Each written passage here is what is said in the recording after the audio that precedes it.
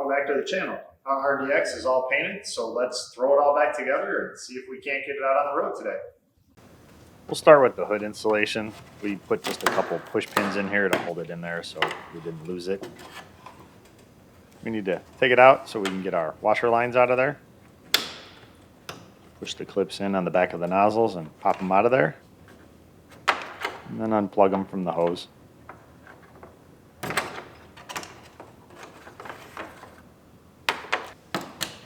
Pop our hose off of the hood and pop the nozzle out of the other side. Fish this hose out of there.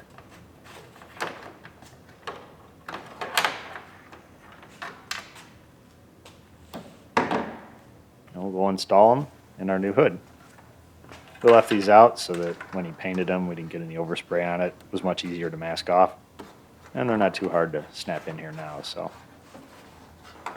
run the hose up through the hood.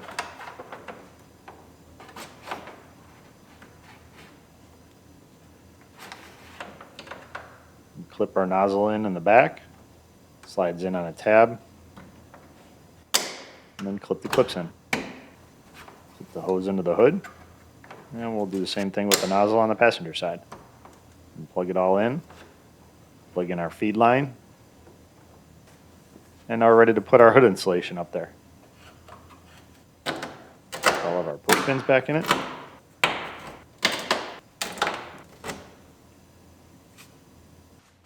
Now we're going to put the bracket on the bottom of the headlight. This bracket's no good, neither is the headlight, but we needed the bolts out of it, so we just pulled it off our old one. And we have our new headlight and our new bracket. Start the bolts, run them in there. And now we can slip our headlight into our fender. Don't have to worry about plugging it in. We can reach the plugs from the back after we install it. All of our bolts in. At least two of them. This tab is supposed to be flat. It's bent up a little bit, probably from the way I had it in shipping or sitting somewhere on the shelf. And I could tighten it down, but I'm afraid I might break it. And since this thing is, made out of gold, I'm going to heat it up a little bit just to make it a little softer so that when I tighten it down it doesn't crack. No need to go crazy. The heat gun is all we need. We're just going to warm it up a little bit just to soften up the plastic. Maybe help cure the paint as well.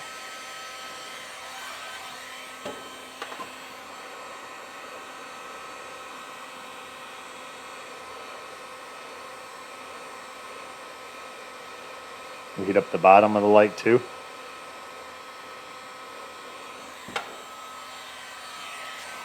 You can just reach in from underneath the fender, since we have no liner in there yet.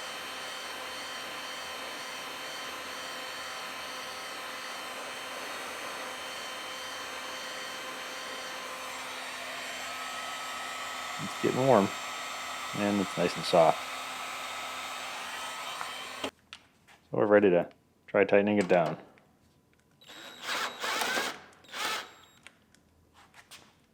Get it lined up. Snug it up. As it cools, it'll be right where it belongs. Now we can go put our door handle back on. I'm tired of having to reach in there to open the door. Put our gaskets in first.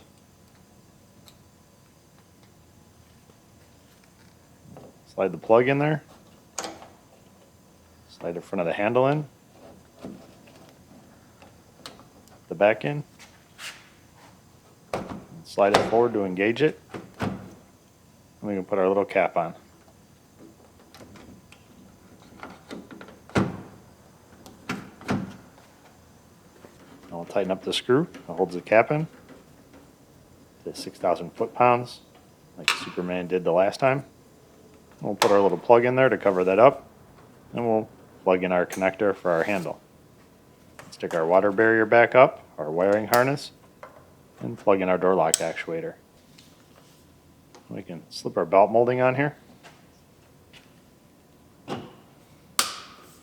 Flip it in. And make sure it's on there with the belt molding installation tool. Now we can put our mirror back on so that I'm capable of driving once again.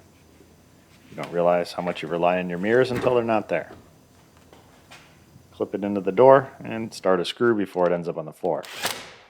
And we'll tighten them all down and plug in our harness. Make sure the grommets all the way through the door so it seals out the water. And now we can put our other headlight in.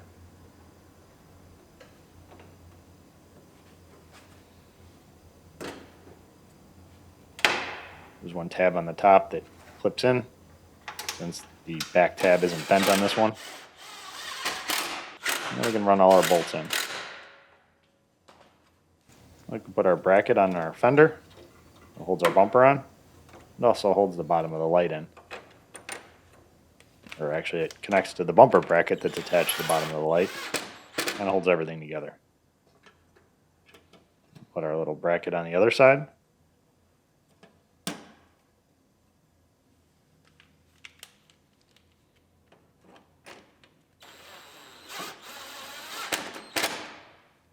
And push our little clips in.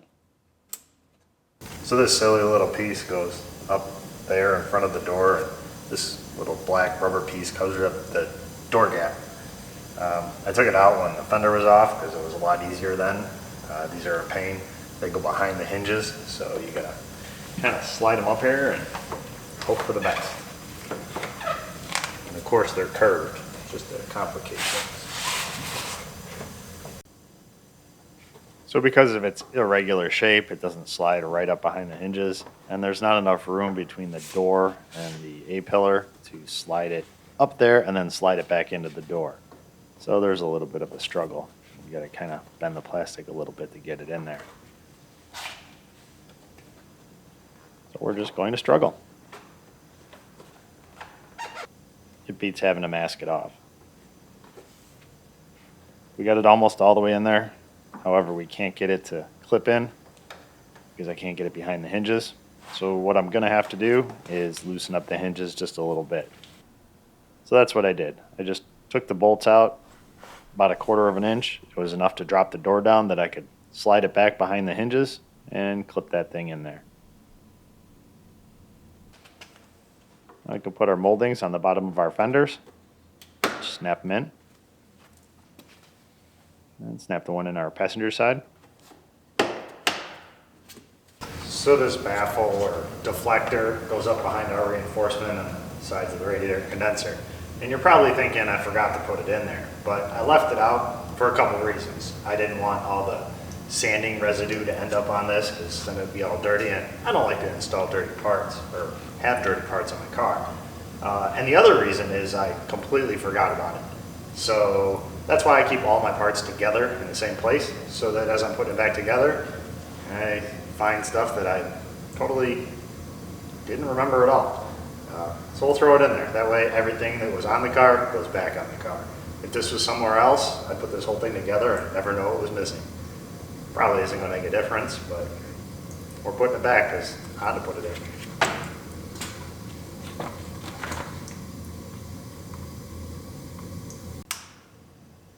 So this is supposed to go in before the bumper reinforcement, and it's going to be a real struggle trying to get it in after. So I'm going to take it apart because it's actually 3 pieces. We'll slide this first piece in. Can't decide if I want to try the top or the bottom.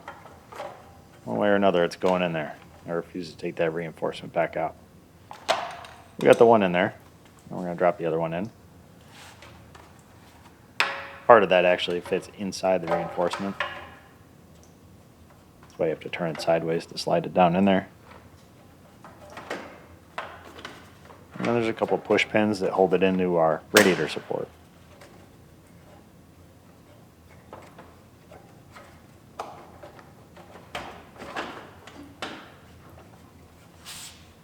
Put our push pins in, and then we can reattach the bottom. Just clips together.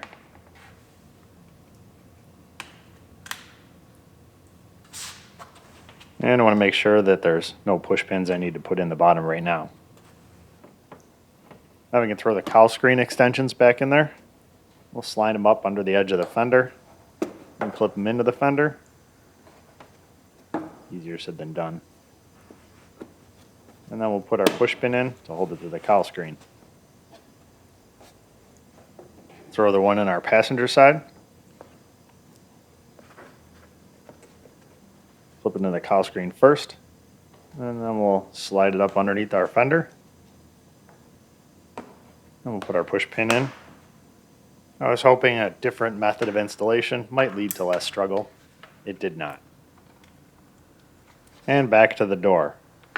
Put the trim panel around the top of our door. I had to plug it in, the little light for the blind spot monitor. And then just clip it in there. Nice and easy. And we can plug our door handle in and our door lock to our door panel. Plug in our wiring harness. And we're ready to set our door panel up there and smash it onto the door. With the belt molding installation tool. We'll put our screw in our grab handle. One behind the door handle. And one more behind the door handle. We'll put our little cap in there. Make sure everything is working. And our door is almost done. Clip in our rubber baby buggy bumper. We have our OEM nameplate alignment system calibrated and installed, so we can install our A-spec name.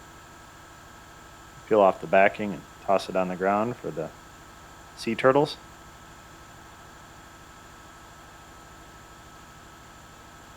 Line it up with our marks and stick it on there. Did have to heat it up a little bit. It was a little bit cold that day.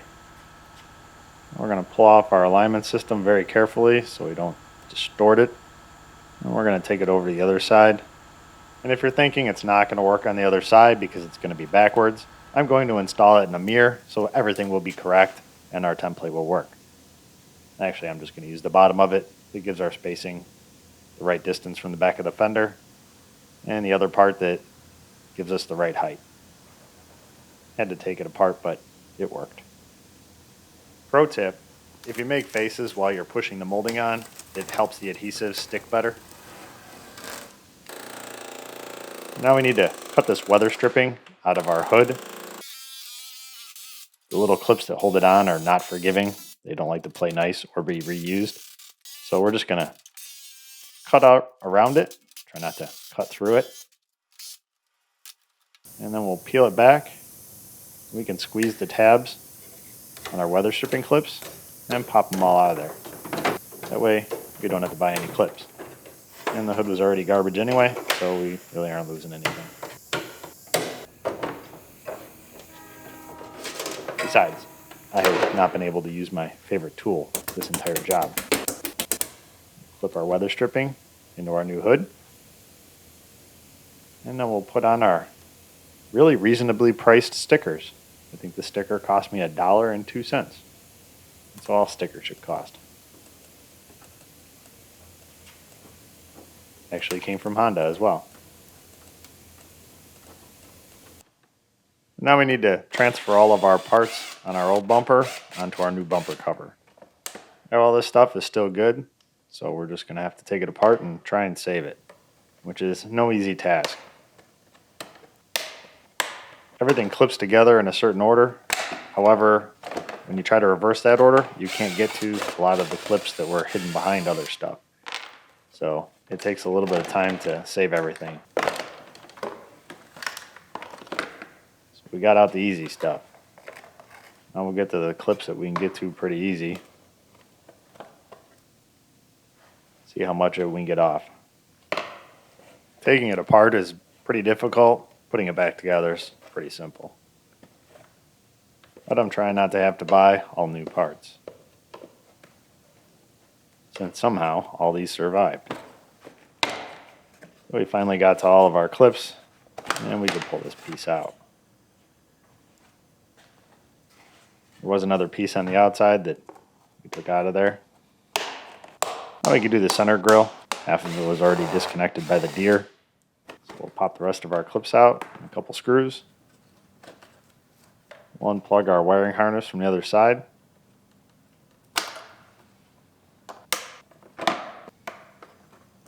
We'll Pop our push pins out of the bracket. And pull out all of our Phillips screws.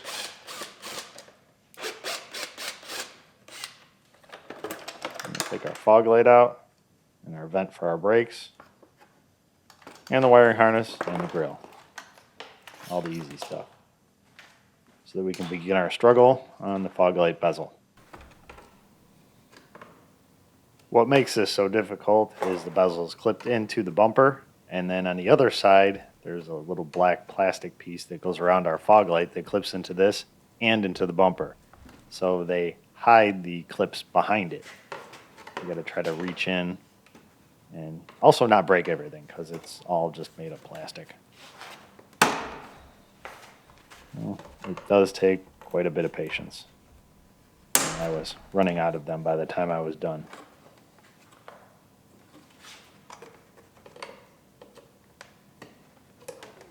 So you always start with the ones you can see. Loosen those up.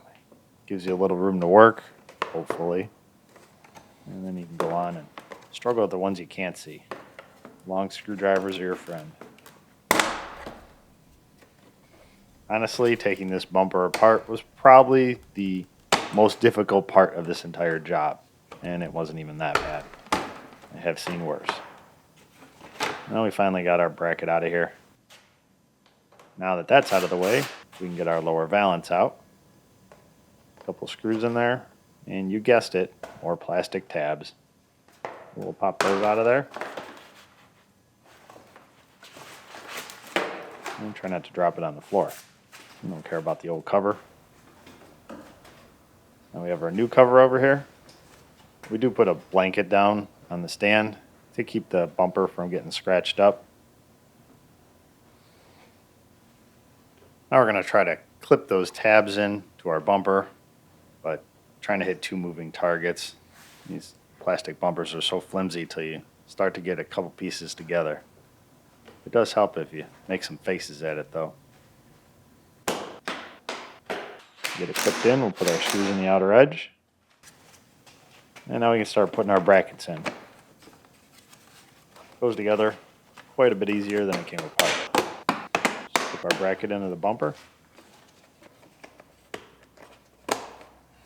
Put our push pin in the bottom and our screw in the top. Put our fog light in.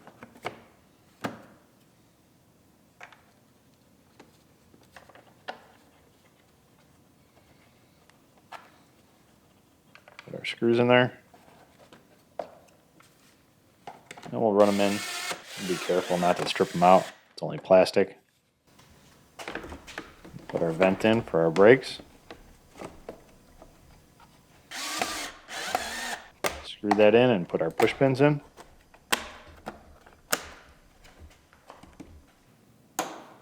And now we can put our lower grill in, complete with wiring harness.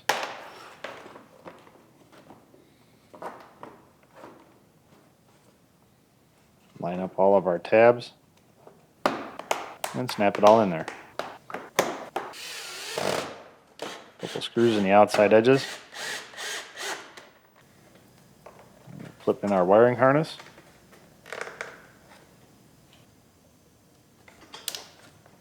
Wiring harness in and plug in our fog light. And now we can put the trim on. This is the one that causes all the problems.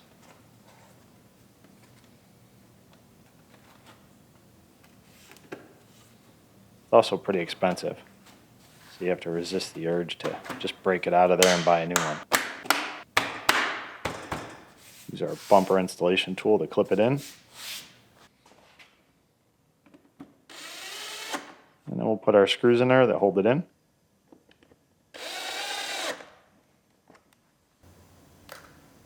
And that's enough struggle with the bumper for now. So we're going to throw our moldings back on the bottom of our door. Peel the backing off the two-sided tape. Line up all the clips.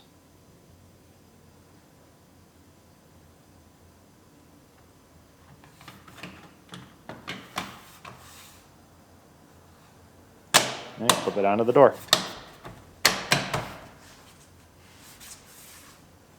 Make sure it's stuck on there real good. I don't know if it's going to stay. I wasn't making any faces when I was putting it on.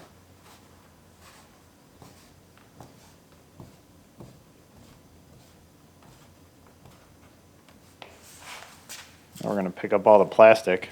I don't know what the shop turtles are going to eat. First we took away their straws, and now we took away the plastic backings. We'll put the other molding on, line up the tabs, and stick it in there.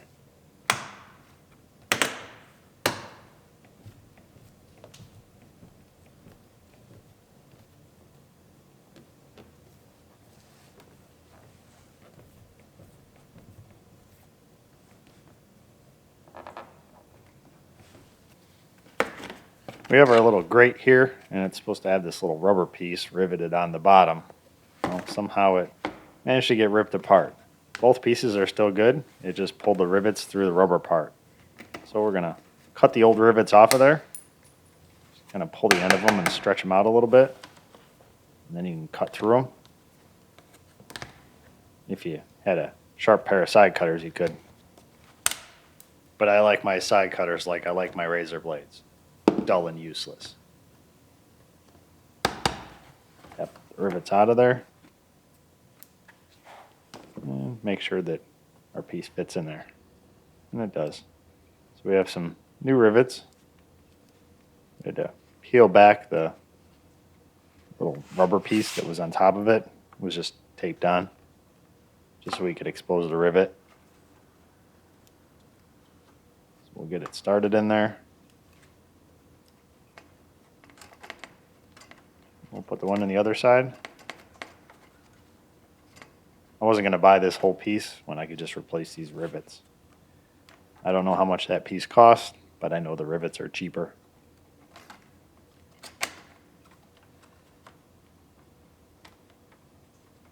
It's one side down.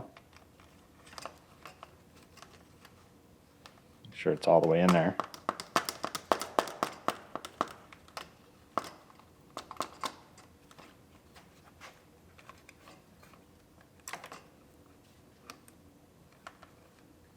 This is also why I save all of the broken pieces I find, because this was in the pile.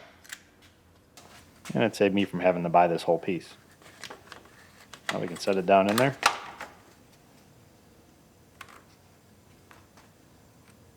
Put our little push pin in, hold it into the radiator support. And we can put our little snorkel in. Clip it into the air box. And put our push pins in it. So I got our ridiculously expensive and very massive grill.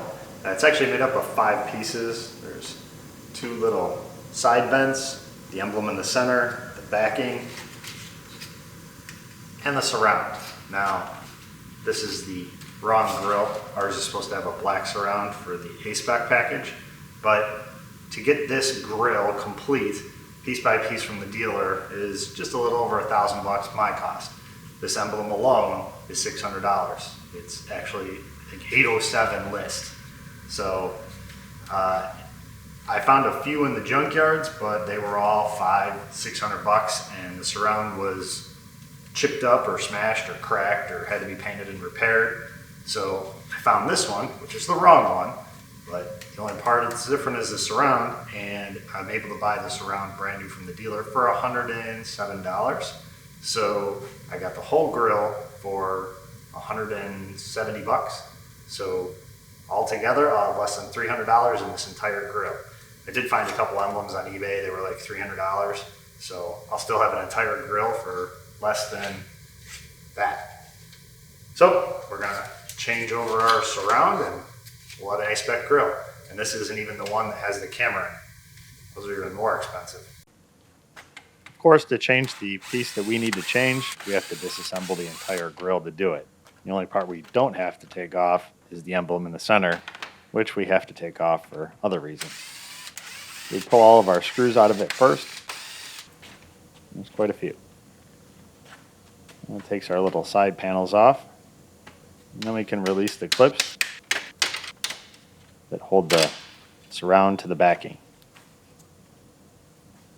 And we have a perfectly good surround, so we'll throw that back in the box and save it for the next one, as long as it's not an A-spec.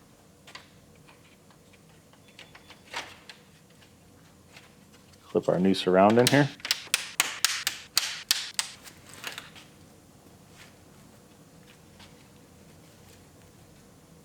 Make sure we didn't miss any.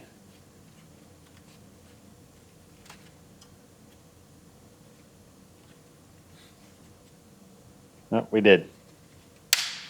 Got it. Now we're ready to put all of our screws in. Put our little side vents on. Can't believe you didn't clean those while you had it apart. I'll tell you, this guy. So now we're going to take our emblem out of the center. There's 4 little clips in the center, and then there's 4 little tabs right next to them. There's really 8 clips that hold this thing together. It's a lot easier to take this out now than when it's in the car. And we need to have it out because we need it out of the way in order to calibrate our radar unit that's right behind it. So we'll take it out and toss it in the back of the car until we calibrate that stuff, and then we can throw it back on. Snaps right in. Okay, that was a nice break. Now back to the bumper. Drop our fog light bracket back in here.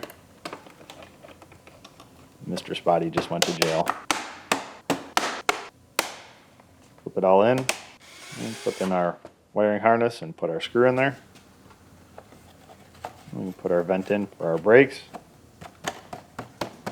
Tap it in with the bumper installation tool. And put all our push pins in it. Screw it in and plug in our parking sensor. We can drop our fog light in here. Screw that in. And plug it in. Now we can snap the trim in on the outside. Try not to mess up the paint. Put it in with our bumper installation tool. Now we can throw our grill in here. Couple of clips on the end. And we're slowly going to move the bumper to the grill so that we don't unclip it or break anything. And there's a few screws that hold our grill in and a bunch of push pins across the bottom. Our screws on the other side. And then we'll put our screws in that molding that we put on just a little bit earlier. Now we need to change our horn on the passenger side. It's broken right there. Plastic. It works fine, but water is going to get in there eventually and you're going to have green crusties. So decided just to get a new one. It was only like 17 bucks, and it's a lot easier to change it now than later, as you have to take the bumper off to change it. Our bumper is assembled. Everything that's behind it is already replaced, so it's time to throw our bumper up here. We'll set the center of it down on our upper bumper support. Kind of hold it in there. We'll line it up on the brackets underneath the headlights. Then we'll put the edge of the bumper in the fender brackets, but we won't clip it in all the way just yet. Go to the passenger side, do the same thing. And hope it doesn't end up on the floor. Flip it in with the bumper installation tool. Finally, he's using the right tool for the job. The driver's side fell out. Our installation tool isn't working.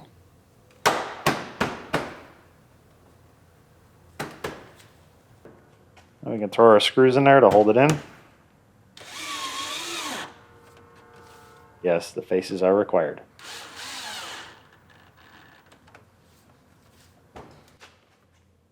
We'll put the screws in the bottom that hold it into the radiator support.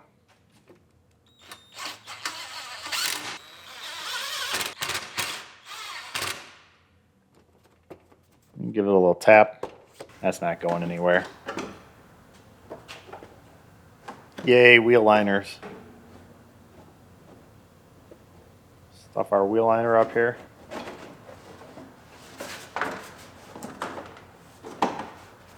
And start putting our push pins in. Couple screws in the back. One more up in the front. Tuck it in behind the bumper. And put the rest of our push pins in. And a couple screws up in the front. We did plug in the wiring harness for the front bumper. It was right behind that wheel liner. I'll throw this wheel liner up.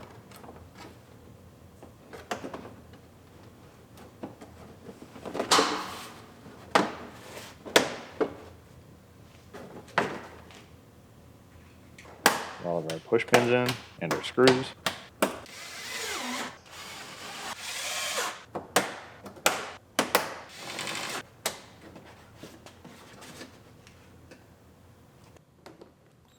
Put our screws in the bottom and the front. Put little holes right next to it so you can put your finger in there to hold the back of it. At least I think that's what they're for. Try not to put your finger on the other side and run the screw through it. And then our last couple push pins. And I think we're done. All of our buckets are empty. Found a place for all the screws. What about that one? Don't worry about that little guy. We got a little bit of a interactive dash emoji show going on here. All of our lights are flashing because we need to calibrate that radar on the front.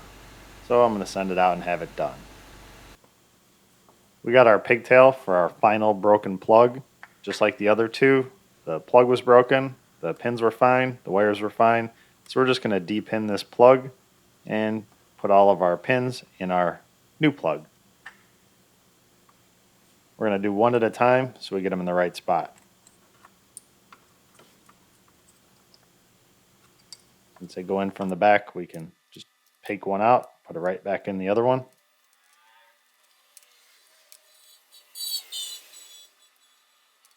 And the tool for taking the pins out didn't work quite as well as the pick once again, so we're just going to keep using the pick. If it works, we're going with it.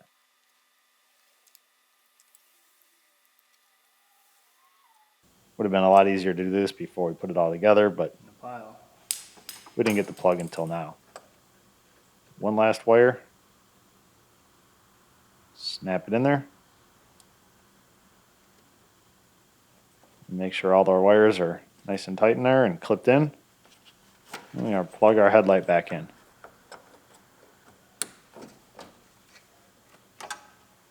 Our radar has been aimed and we took it for a little bit of a ride. The front of the car has been bug tested. They stick. So we'll put our closeout panel in here. Line up all the tabs. Comes with all brand new clips.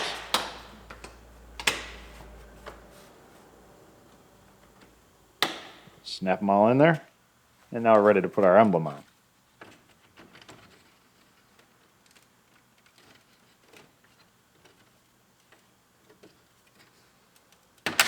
Slip it in. And make sure it's on there. You don't want that thing falling off. It's not cheap.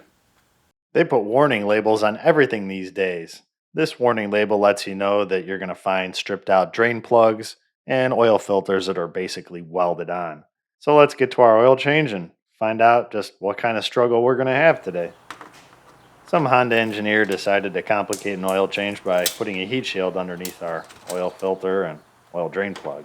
So there's just 4 screws in there. You turn them about 90 degrees and they pop out of there. And then the heat shield just pulls back and slides out of its tabs. And our oil filter is conveniently located right there. I guess that's why they had to put the heat shield on it. That oil filter was too easy to get to. And it came right off. Can't believe the heat shield made it back on there. The oil filter wasn't cranked on at 8,000 foot-pounds, and the last oil change happened to be done at Jiffy Lube. Our struggle must be with the drain plug. And we got our Fram filter. Not that I like Fram filters. But I know the experts of the internet have some irrational hatred of Fram filters. And if it's one thing I enjoy, it's triggering the experts of the internet. So enjoy your Fram filter, little Honda. Crank it on here. And head over to our oil drain plug. It actually came out. It wasn't stripped. I wonder if there's oil in this thing. Can't possibly go right. There's oil in here. Okay, so there's either some new kid that working at Jiffy Lube that hasn't learned the rules of how they do things, or there's somebody pulling pranks and just putting Jiffy Lube stickers on cars, because this actually went the way it was supposed to. Clean up our mess here. We'll throw our heat shield back on. Engineers did come up with a nice way to hold it up there for you. Slide it into its little tabs. Then you have two hands to start the screws.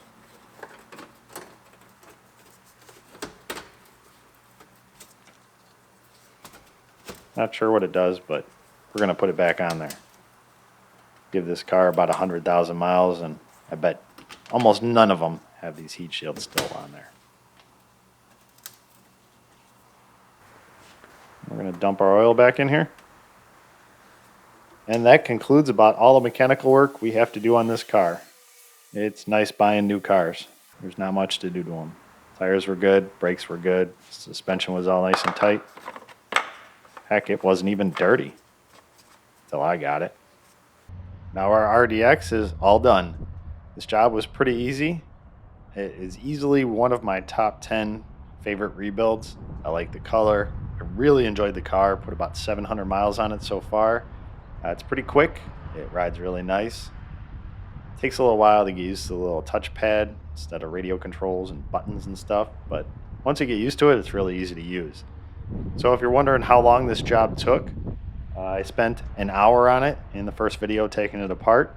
I spent 3 hours in the second video putting it back together and stripping it down for paint. And this video was about 6 hours worth of work. Most of that was tearing apart the bumper and trying not to break things. So in total, I have about 10 hours in this entire build. This was a nice easy one, not what I usually get to work on.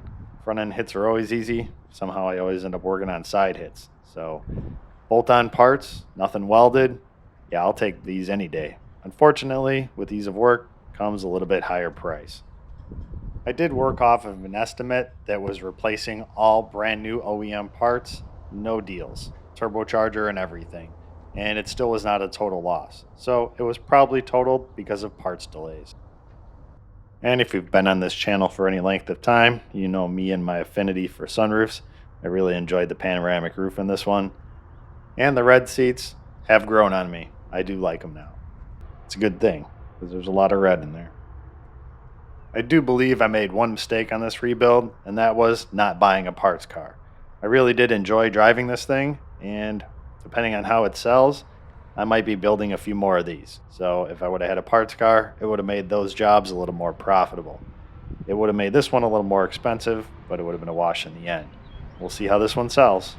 So it looks like this build is done, but there's only one way to be absolutely sure. It's time to play everyone's favorite game. You guessed it, what's in my console?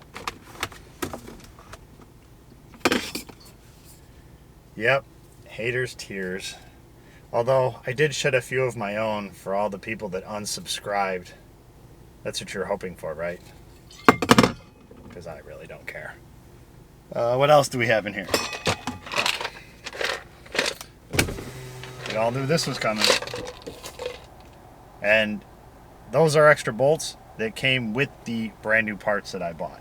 I actually didn't have any leftover bolts, but I save all the clips and stuff for the next time and to toss out the window. They're all there from all my builds because I don't pick anything up. What else is in here?